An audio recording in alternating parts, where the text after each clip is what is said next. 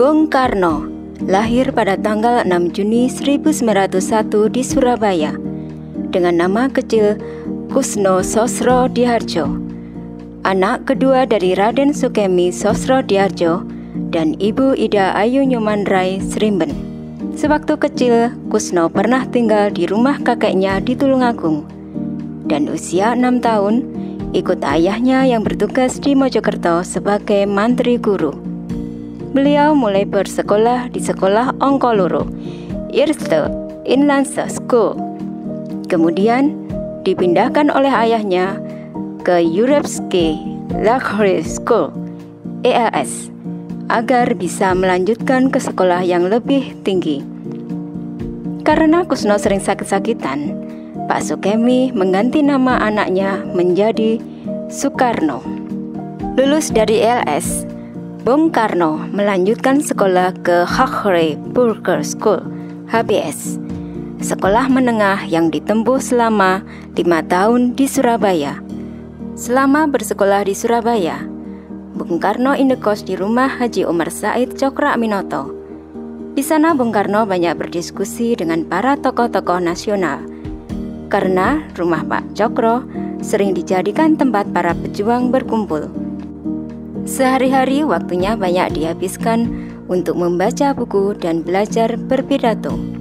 Setelah lulus dari HBS, Bung Karno melanjutkan kuliah di jurusan Teknik Sipil, Technische Hogeschool, THS Bandung, dan mulai aktif dalam pergerakan. Beliau menemukan konsep perjuangannya, yakni Marhainisme. Bung Karno mendirikan Algemene Studi Club, ASC, bersama teman-teman nasionalis di Bandung. ASC menjadi titik tolak dalam pendirian Perserikatan Nasional Indonesia yang merupakan cikal bakal Partai Nasional Indonesia, PNI, pada 4 Juli 1927. Pemerintah kolonial Belanda khawatir dengan pergerakan PNI. Pada akhirnya, Bung Karno, Mas Kun, Gatot Mangkupraja, dan Supriyadinata pada 29 Desember 1929 ditangkap dan kemudian dimasukkan ke penjara Sukamiskin serta Bance di Bandung. Bung Karno membacakan pledoi Indonesia menggugat dalam sidang di Pengadilan Landrat, Bandung. Beliau dijatuhi hukuman penjara selama 4 tahun. Keluar dari penjara, Bung Karno bergabung ke Partindo. Selama 4 tahun, Bung Karno diasingkan di Ende, Flores. Dalam masa pengasihan ini, Bung Karno mendirikan kelompok sandiwara Kelimutu yang melahirkan beberapa judul naskah tonil. Bung Karno juga mendalami agama Islam melalui korespondensi dengan tokoh Persatuan Islam Persis, yakni Ahmad Hasan dari Bandung. Istilah Pancasila ditemukan di sini, yang lahir dari hasil perenungannya di bawah pohon sukun. Karena penyakit malaria, atas usulan dari M.H. Tamrin, Bung Karno dipindahkan ke Bengkulu pada tahun 1938. Bung Karno pindah ke Bengkulu. Beliau berkenalan dengan Hasanuddin, pengusaha dan tokoh Muhammadiyah. Bung Karno aktif dalam bidang pengajaran di organisasi Muhammadiyah, serta mendirikan kelompok sandiwara dengan nama Monte Carlo. Tahun 1942, Belanda menyerah pada Jepang di Kalijati, Subang. Bung Karno dibawa Jepang ke Jakarta dengan tujuan mempengaruhi masyarakat Indonesia untuk membantu Jepang dalam Perang Asia Pasifik. Tahun 1943, Bung Karno menjadi Ketua Pusat Tenaga Rakyat Putra. Pada tanggal 1 Juni 1945, Bung Karno berpidato dalam sidang BPUPKI di Gedung Pejambon, Jakarta, mengusulkan Pancasila sebagai dasar negara Indonesia. Selanjutnya, Bung Karno diangkat menjadi Ketua Panitia 9. Dipilih sebagai Ketua Panitia Persiapan Kemerdekaan Indonesia, PPKI. Saat berita kekalahan Jepang sampai di Indonesia, Golongan muda membawa Bung Karno dan Bung Hatta ke Rengas Dengklok, Karawang dan mendesak mereka agar segera memproklamasikan kemerdekaan.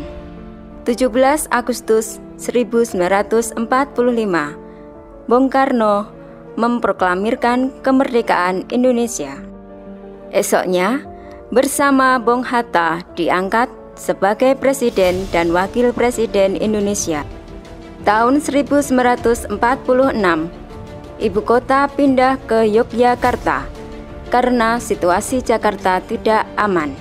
Tahun 1948, meletus pemberontakan PKI di Madiun di bawah pimpinan Musso. Tahun 1949, Bung Karno diasingkan ke Brastagi, Prapat, kemudian ke Bangka.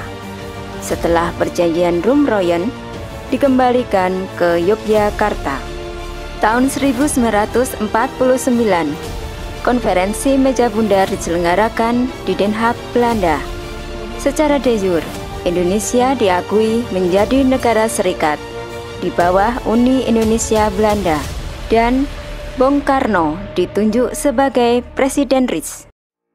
1950, ibu kota kembali ke Jakarta. Republik Indonesia Serikat dibubarkan dan menjadi Negara Kesatuan Republik Indonesia. 1955, Bung Karno berpidato di Konferensi Asia Afrika pertama dengan judul Lahirkanlah Asia Baru dan Afrika Baru. Konferensi Asia Afrika mendorong merdekanya negara-negara di Asia dan Afrika. 5 Juli 1959, dekret presiden ditetapkan. Pada tahun 1960, Bung Karno berpidato di depan Sidang Umum Perserikatan Bangsa-Bangsa dengan judul To Build the World Anew, membangun dunia baru, yang berisi tawaran gagasan tentang perumusan nilai-nilai Pancasila dalam piagam PBB. Sila means principle. The Pancasila, the 5 guiding principles of our national life. 1961, Bung Karno memberikan komando pembebasan Irian Barat yang dikenal dengan Tri Komando Rakyat, Trikora.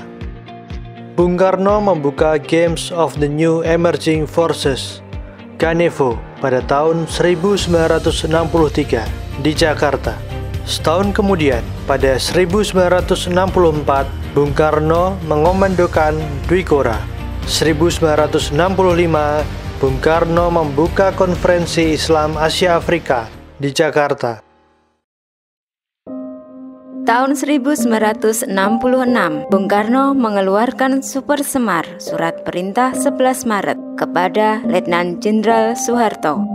Tahun 1967, tahun terakhir Bung Karno menjabat sebagai Presiden Republik Indonesia. 3 tahun kemudian, pada tanggal 21 Juni 1970, di Rumah Sakit Pusat Angkatan Darat Jakarta, Bung Karno wafat. Blitar menjadi rumah peristirahatan terakhir putra Sang Fajar. Beliau dimakamkan pada tanggal 22 Juni 1970 berdasarkan Surat Keputusan Presiden RI nomor 44 tahun 1970.